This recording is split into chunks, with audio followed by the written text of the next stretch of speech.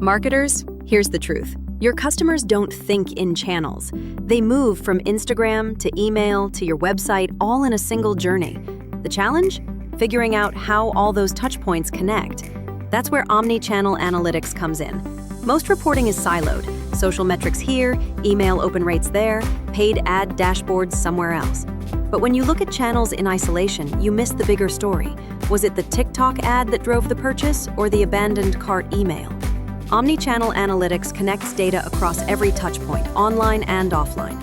It's not just impressions and clicks.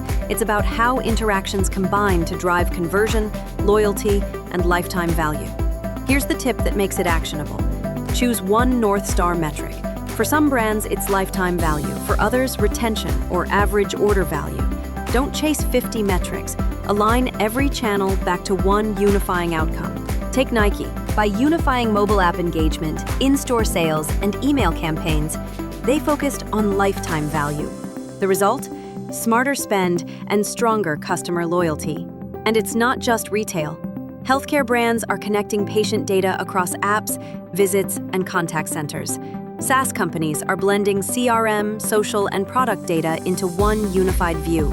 Omnichannel is becoming the operating system of modern marketing.